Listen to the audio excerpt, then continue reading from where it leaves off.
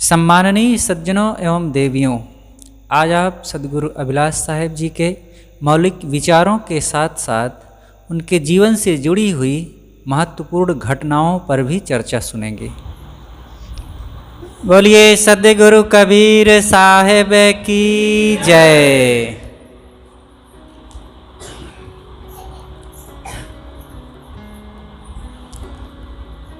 हमारा ये जो कार्यक्रम है सब लोग जानते हैं, सदगुरु अभिलाष साहेब जी के जयंती के उपलक्ष्य में ये कार्यक्रम मनाया जा रहा है।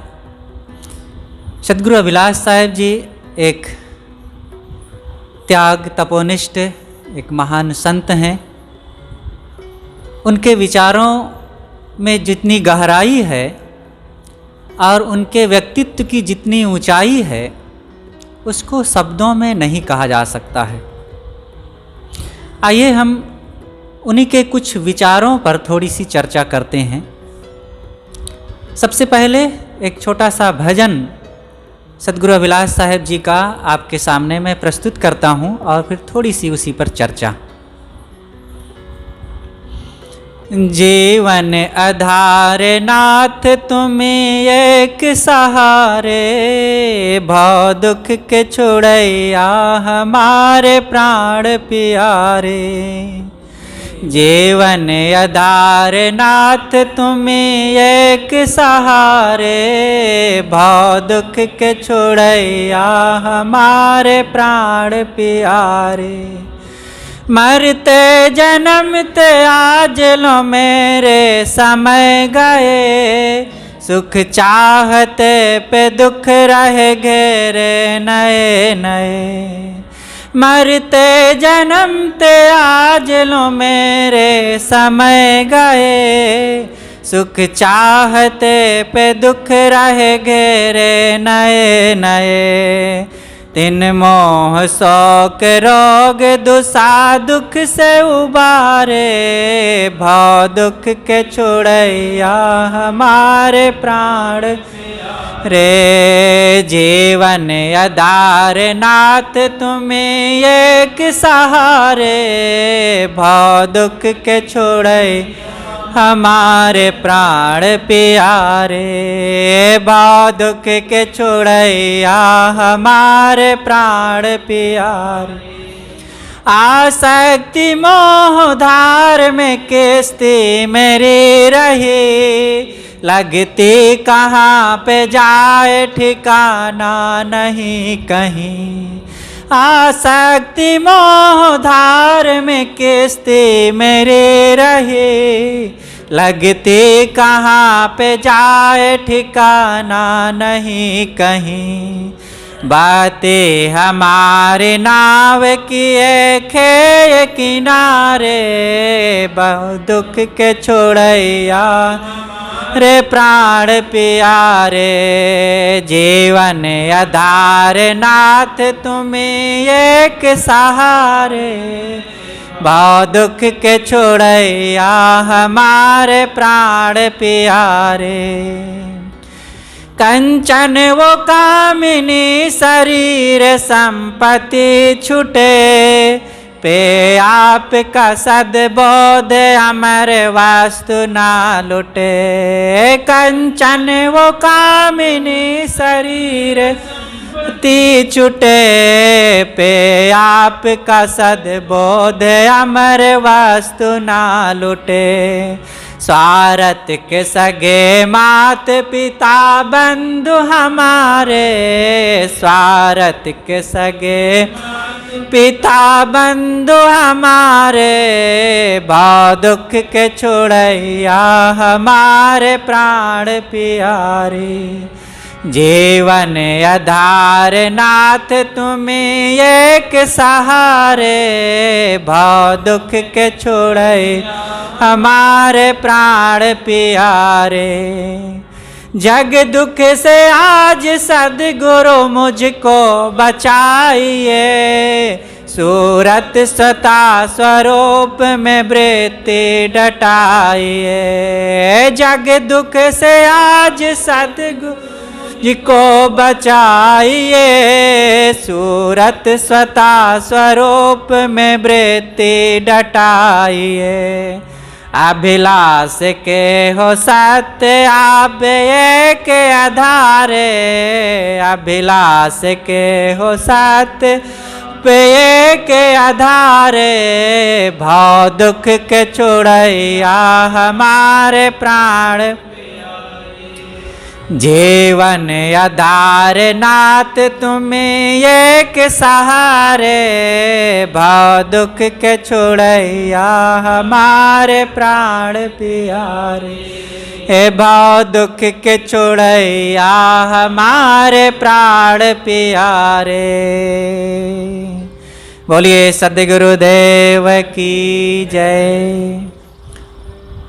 गुरुदेव जी के जो विचार हैं दो ढंग से हैं, एक तो पद्य के रूप में और दूसरे हैं उनके लेखन के रूप में।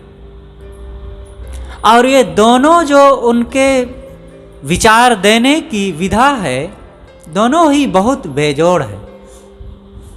आप जिस भी ढंग से इनको पढ़ेंगे वहाँ से अमृत निकलेगा। एक एक भजन, एक एक उनके जो दोहे, छंद, सवैया, कवित्व हैं, वो बड़े ही मार्मिक हैं, बड़े ही रोचक हैं और बहुत ही कल्याणकारी हैं। गुरुदेव जी के जो भजन हैं आप सब लोगों को याद करना चाहिए और मनन करना चाहिए। भक्ति रस से भरे हुए और बोध वैराग्य रस से भरे हुए जो अमृत वचन हैं बहुत ही सारगर्भित हैं। इसी प्रकार उनके जो लेखन सामग्री है सभी नर नारियों के लिए, साधकों, जिज्ञासुओं और संतों भक्तों के लिए बहुत ही मार्मिक और अनुकरणीय है। इस भजन में देखिए कहते हैं सद्गुरु, जीवन आधार नाथ तुम्हें एक सहारे, भाव दुख के छुड़ैया हमारे प्राण प्यारे। भक्ति भाव, वो स्वयं एक आत्मज्ञानी स्थितिवान महापुरुष थे, लेकिन अपने संतों और गुरुजनों के लिए, श्रेष्ठों के लिए वे सदैव झुके होते थे, सदैव उनके लिए वे विनम्र होते थे। उनके गुरुदेव जो थे, जब वे रहते थे, सद्गुरु श्री अभिलाष साहेब जी अपने गुरुदेव जी के पास जाते थे, कितना भक्ति भाव से भरे हुए विनम्र हो करके, क्या पूछना। वो सब चीज़ें आज कहने का उतना अवसर नहीं है यहाँ, लेकिन थोड़ी सी कुछ झलकियाँ मैं देना चाहूँगा कि एक मुमुक्षु, एक साधक, एक शिष्य गुरु के लिए कैसे होता। ये सारी बातें यहाँ कहने की साध नहीं लगी हुई है, ये सब कह सुन करके हम सबको अपने जीवन में उसका लाभ लेना चाहिए। महापुरुष हमारे दर्पण होते हैं, जैसे दर्पण के सामने जा करके क्या हम दर्पण को खुश करना चाहते हैं? दर्पण के सामने जाकर के हम अपने को खुश करना चाहते हैं, क्योंकि दर्पण हमें हमारा प्रतिबिंब दिखाता है और हमें अपने आप को ठीक करने के लिए प्रेरणा देता है। ऐसे ही ये वीतराग जो संत हैं, ये हमें अपने जीवन को सुधारने की प्रेरणा देते हैं। और जब इनके विचारों को हम सब मनन करेंगे, चिंतन करेंगे, तो हमारा जीवन बदलेगा। तो सद्गुरु कहते हैं कि जीवन आधार नाथ तुम्हें एक सहारे, भाव दुख के छुड़ैया हमारे प्राण प्यारे। भाव दुख क्या है? अनादिकाल से यह जीव कहाँ कहाँ नहीं भटका, कहाँ कहाँ न गया, क्या क्या न किया, सुख शांति है तू दर दर भटका, पर अब तो दास आपका है, अभिलाष की आस पूरा देना। ये गुरुदेव जी का वचन है कि अनादिकाल से हमने कहाँ कहाँ नहीं भटके, कहाँ कहाँ नहीं सर पटके, कहाँ कहाँ नहीं देवी देवता पूजे और सिर झुकाते रहे और क्या क्या भोग मोक्ष मांगते रहे, लेकिन आज तक दुख ना कटा। लेकिन जब बोधवान वीतराग सच्चे सद्गुरु की शरण में गए और उनका उपदेशामृत मिला और उन्होंने बताया कि तुम खुद अपने को पहचानो और तुम अपने आप हाजिर हुजूर हो हजूर मैं ठाड़ कहत हूँ अब तय संभार संभार।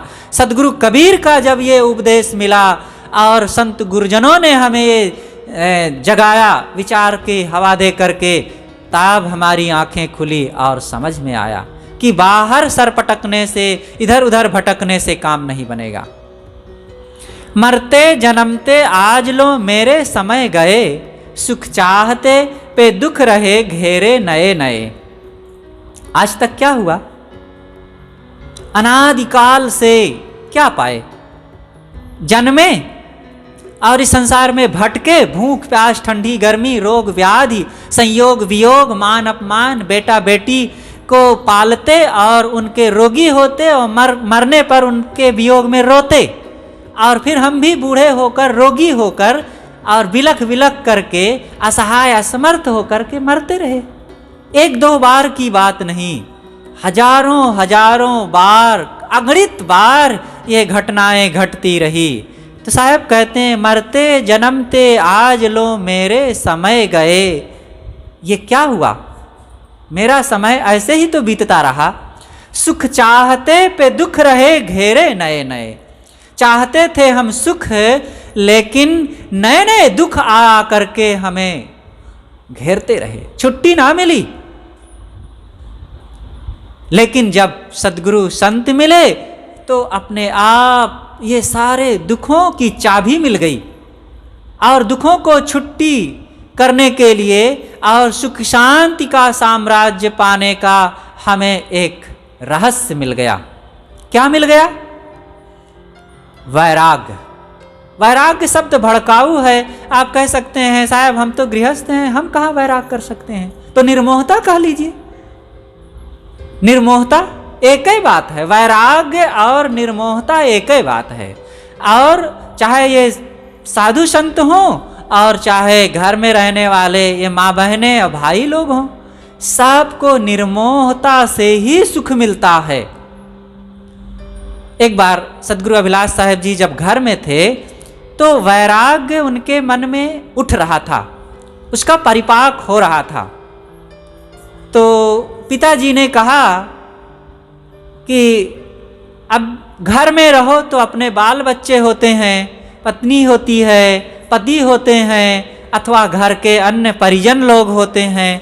दुख पड़ने पर, तकलीफ आने पर वे सब सहारा बनते हैं। साधु हो जाओ, कौन अपना है? कोई नहीं। दुख तकलीफ आ जाए तो कौन पानी दे, कौन भोजन दे, कौन उठावे बैठावे, कौन सेवा करे।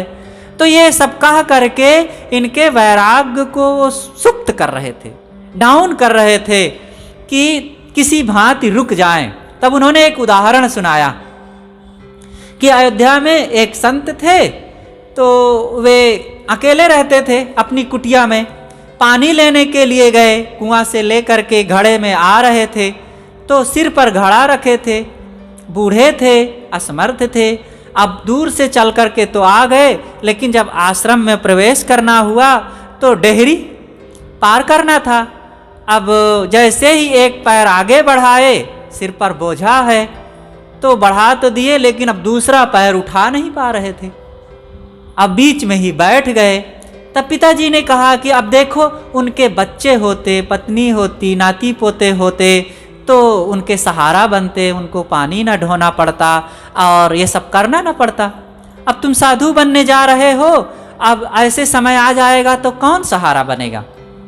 तब गुरुदेव जी ने उनको जवाब दिया कि अनेक जन्मों में मैं अनेक बार लोमड़ी सियार हुआ, कुत्ते बिल्ली हुआ और जंगली जानवर हुआ, पक्षी हुआ, गाय बैल हुआ, और उस समय तो कोई पत्नी बच्चे साथ नहीं थे, कोई सहारा देने वाला नहीं था। उस समय तो जीवन बीत गया, कोई तकलीफ ना हुई। आज मानव जीवन में क्या चिंता? तब पिताजी कहते हैं अरे जब इतना साहस है तब भाई फिर कौन साधु होने से रोक सकता है? तो कहा बिना साहस के कोई काम हो ही नहीं सकता है, साहस तो रखना ही पड़ेगा।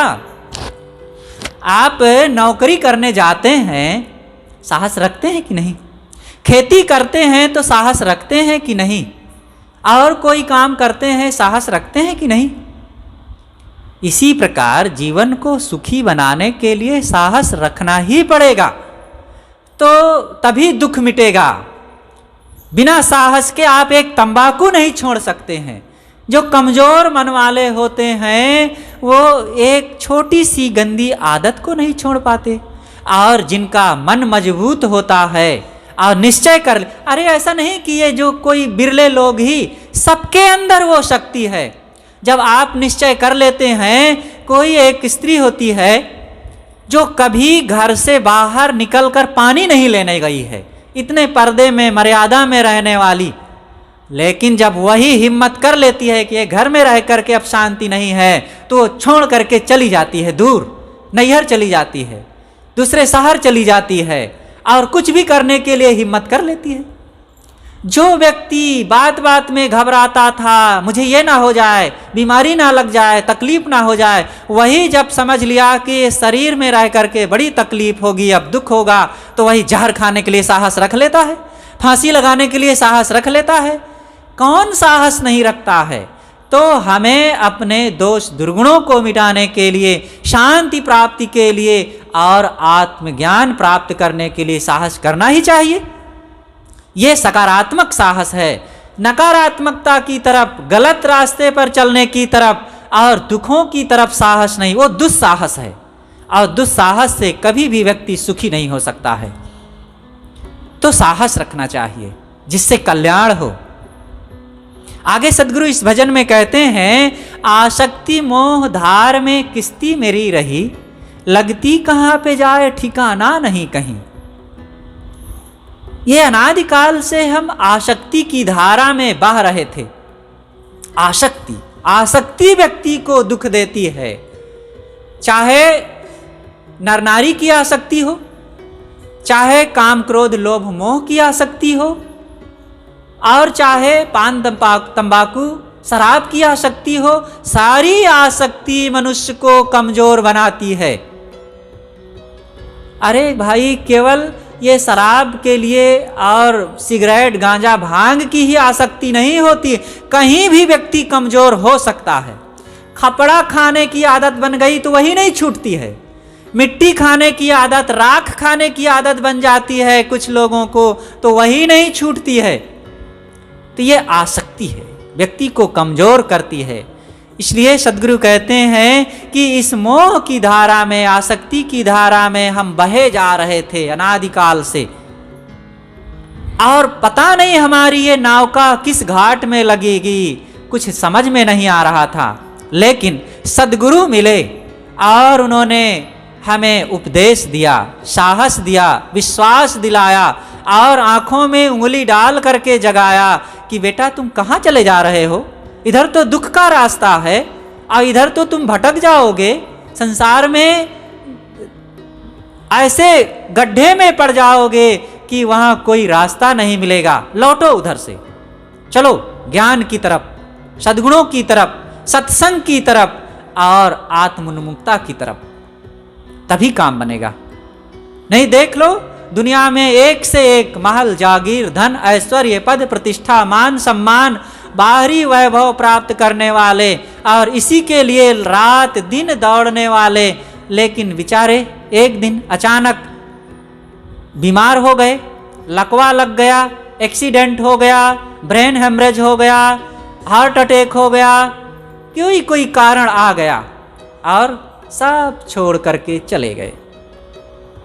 बारी बारी आपने चले प्यारे मित्र, तेरी बारी जियरा नियरे आवे नित्य।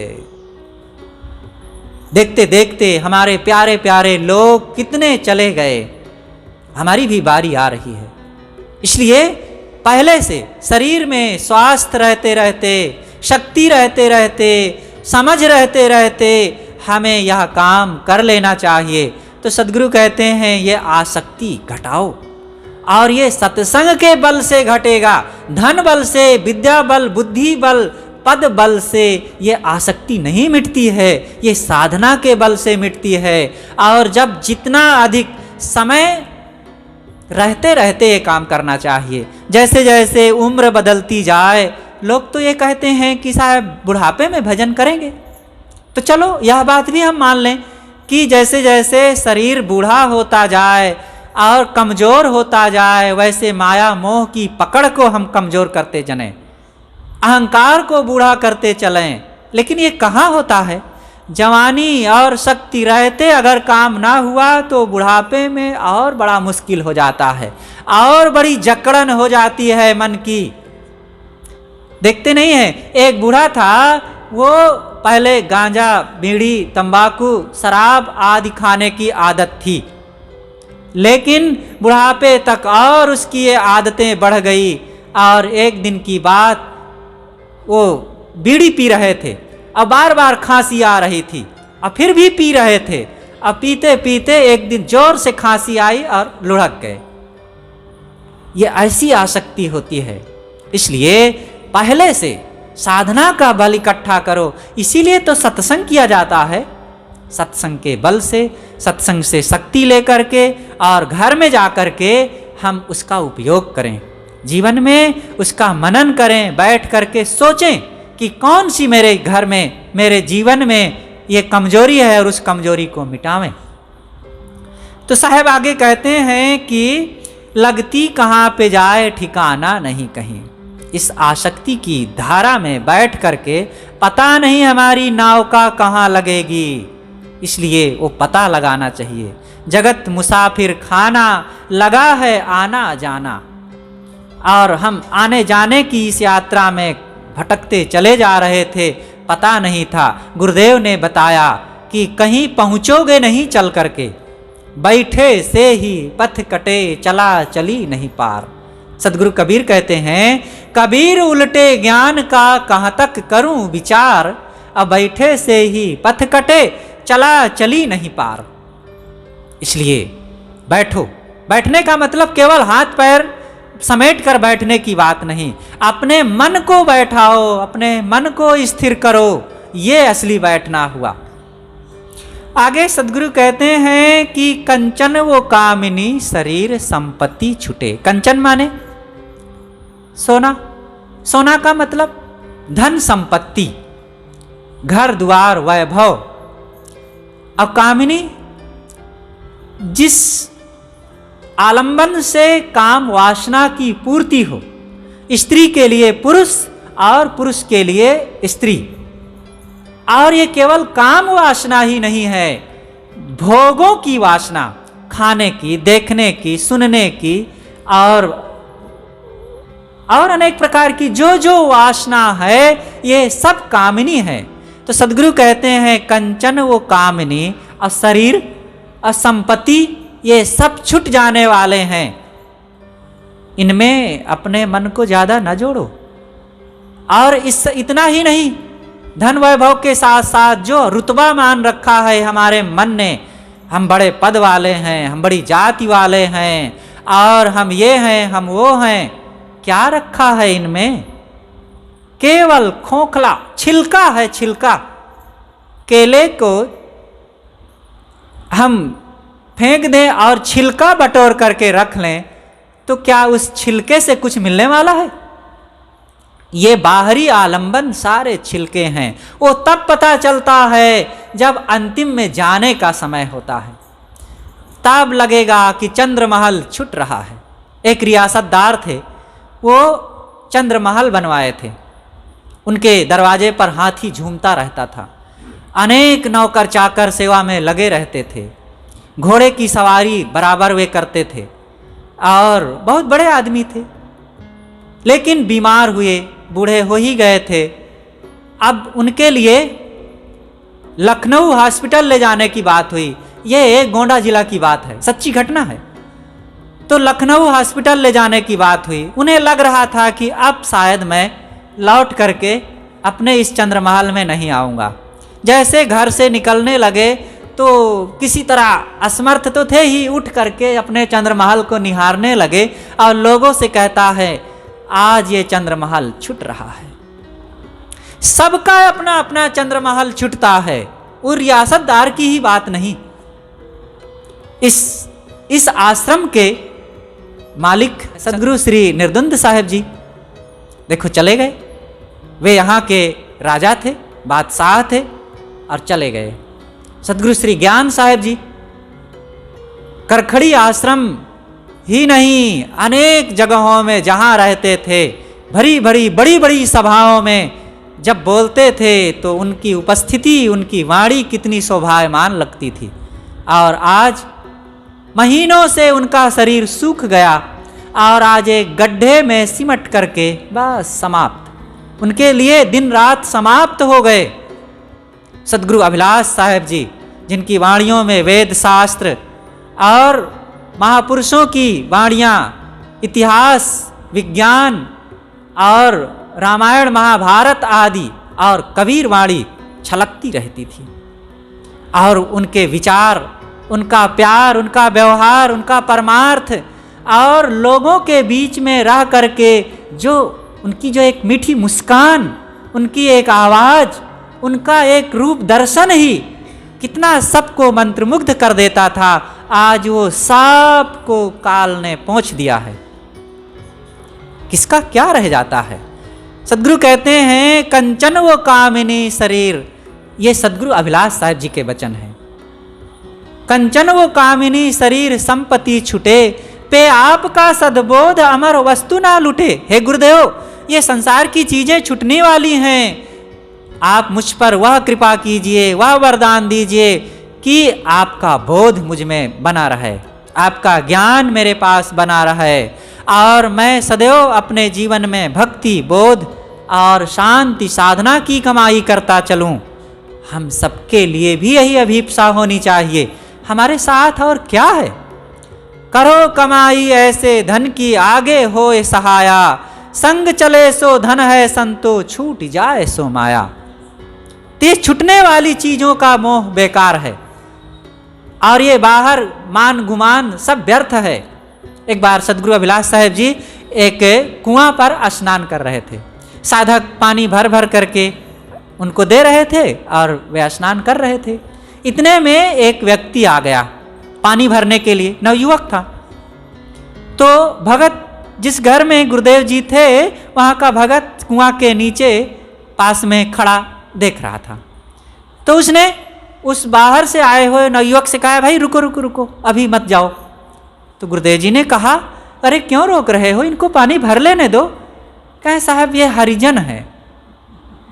तो गुरुदेव जी ने कहा, हरिजन है? अरे तब तो बहुत अच्छा है, आओ बेटा पानी भरो। मैं हरिजन से तो बहुत प्रेम करता हूँ। हरिजन और दुर्जन दो ही होते हैं और ये हरिजन है तो बहुत अच्छा है, और तुम दुर्जन हो तो हटो यहाँ से। भगत को कहे, अगर तुम दुर्जन हो तो हटो यहाँ से। तो ये हरिजन शब्द आदमी को क्या तमाशा। गांधी जी ने कभी हरिजन शब्द दिया था और कहा था कि भाई इससे समता लोगों में आएगी, लेकिन जब अंदर में जहर घुला हुआ है तो शब्द बदलने से क्या होगा। हरिजन शब्द से भी आज कहते ही लोगों के अंदर वो बू आने लगती है कि ये हरिजन है, अच्छा ये हरिजन है। कितना गलत है। गुरुदेव सदगुरु अभिलाष साहेब जी एक बार राजस्थान में थे। ठंडी का दिन था, सुबह का समय था, तो धूप में बैठ करके कुछ लिख पढ़ रहे थे। इतने में कुछ भक्त लोग आ गए तो उनके सामने बंदगी करके कुछ ज्ञान की चर्चा वे सुनना चाहे तो सुनने लगे। तो इतने में एक नवयुवक आया और जमीन में बैठ गया। गुरुदेव जी ने कहा, बेटा दरी में बैठो। तो बस थोड़ा सा खिसका और जमीन में बैठा रहा। गुरुदेव जी ने फिर से कहा, बेटा जमीन में नहीं दरी में बैठ जाओ, वहाँ ठंड होगी फर्श। तो एक सज्जन ने कहा, साहब ये हरिजन है। कहें तब तो फिर गुरुजी कहें कि तब तो तुम्हें जब दरी पर आना ही पड़ेगा, और उसको बैठाए और कहा, तुम लोग दुर्जन हो तो हटो यहाँ से, दूर जाओ। तो ये कई बार ये घटनाएं घटती रहीं। तो ये सारी छोटी छोटी बातें कितनी निरर्थक होती हैं। एक बार गोंडा जिला में थे और कुछ ब्राह्मण बंधु मिलने के लिए आए और वो अपनी बातें कुछ कहने लग गए। तो गुरुदेव जी ने कहा, अरे ब्राह्मण और शूद्र सब मनुष्य हैं, बस कोई इसमें छोटा बड़ा नहीं। कहा, नहीं साहब, ब्राह्मण बड़े होते हैं और शूद्र छोटे होते हैं और उनकी अलग पहचान होती है। तो गुरुदेव जी ने कहा, क्या पहचान होती है? उन्होंने कहा कि ब्राह्मण गोरे होते हैं, शूद्र काले होते हैं। तो गुरुदेव जी ने कहा कि शूद्रों में भी गोरे होते हैं।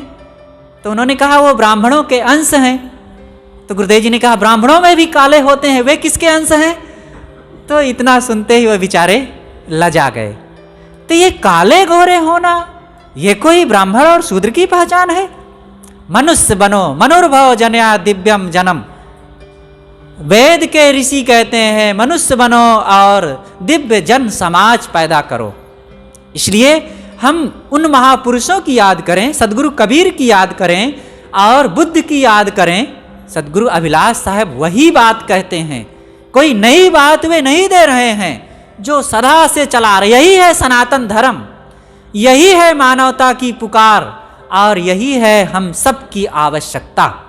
किसी को ऊंच नीच कह करके और व्यर्थ का अहम और हीन भावना से लादना, ये मनुष्य के साथ अन्याय करना है। इसलिए सारे अन्यायों से मुक्त होने के लिए सदगुरु अभिलाष साहब जी ने जो काम किया है, उनके विचारों को, ग्रंथों को और उनके प्रवचनों को सुनकर पढ़ करके आप समझ सकते हैं। और इसमें बहुत से लोग हैं जो उनकी बातों को सुने होंगे। तो साहब कहते हैं कि ये सब छूटने वाली हैं और स्वार्थ के सगे माता पिता बंधु हमारे। ये माता पिता भाई बंधु आदि ये कितना किसके साथ रह सकते हैं? इसलिए इन सबके भी मोह में पड़ करके अपने परमार्थ को, भक्ति सत्संग को नहीं छोड़ना चाहिए। थोड़े दिन के सब साथी हैं, थोड़े दिन का मेल है लीजिए काज बनाए। ये सब थोड़े दिन का मामला है। किसी को लेकर के कभी भी व्यर्थ और अन्यथा काम नहीं करना चाहिए। जग दुख से आज सदगुरु मुझको बचाइए, सूरत स्वतः स्वरूप में वृत्ति डटाइए। साहब कहते हैं हे गुरुदेव, वे अपने गुरुदेव से प्रार्थना करते हैं, चाहे जितना कोई आगे बढ़ जाए लेकिन अपने गुरु के सामने वह सदैव विनम्र होता ही है, बच्चा बन करके जाता है। मैंने देखा बड़हरा कबीर आश्रम में सदगुरु अभिलाष साहब जी जाते रहे। बड़हरा गुरुदेव जी का गुरु आश्रम है और वो ऐसे ही है जैसे बैगवा, इससे भी आज तो वो अस्त रूप हो गया है।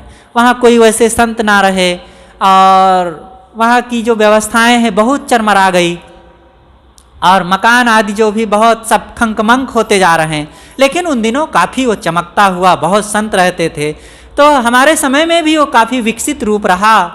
तो गुरुदेव जी के साथ हम बड़हरा आश्रम गए और देखे कि वे अपने गुरुदेव के पास कैसे विनम्र होकर के फल फूल द्रव्य लेकर बंदगी करने गए। और फिर जब वो करके आए तो सब संत जहाँ अवनिया कर रहे थे वहाँ पीढ़ा पर बैठ करके वो सब्जी अवनिया करने लग गए और कहीं और कुछ काम करने लग गए। तो गुरु और गुरु आश्रम में जा करके वहाँ अपनी मान बढ़ाई और अपनी मर्यादा को लिए बैठे नहीं रहना चाहिए। वहाँ जाकर विनम्र होकर कुछ सेवा कर लेना चाहिए और विनम्र होकर जमीन में बैठें, गुरुजनों के प्रति सरल बन करके रहें, मीठा बोलें, सेवा करें। सेवा से चित्त शुद्ध होता है। इसलिए सदगुरु कहते हैं कि हे गुरुदेव, जग दुख से मुझे छुड़ाओ और दुखों से छूटने के लिए और कोई रास्ता नहीं है, केवल गुरु भक्ति, बोध और निर्मोहता। गुरु भक्ति, उनके प्रति सरल होकर के सेवा भाव रखना और बोध है अपने स्वरूप को पहचानना, निर्मोहता है संसार से अपने को बचा के रखना। क्योंकि जितना मोह होगा उतना ही आपके मन में अशांति बनी रहेगी, प्राणी पदार्थों के शरीर के छूटने का भय बना रहेगा। इसलिए जितना निर्मोह बनेंगे उतना बलवान आप बनेंगे। तो यही सदगुरु अभिलाष साहब जी के संदेश हैं। जो संदेश पूर्व के गुरुजनों ने दिया है वही बातें नए ढंग से जागृत करके और पूरा पावर डाल करके और नई भाषा में, नई शैली में हम सब के लिए जो उपदेश उनका था वो बड़ा ही मोहक, बड़ा ही कल्याणकारी था। हम सबको उनकी बातों को मनन करना चाहिए। ऐसे परम पावन सदगुरु श्री अभिलाष साहब जी का आज जन्मदिन है और जब तक शरीर रहता है जन्मदिन कहा जाता है, शरीर बीतने के बाद जयंती कहलाती है।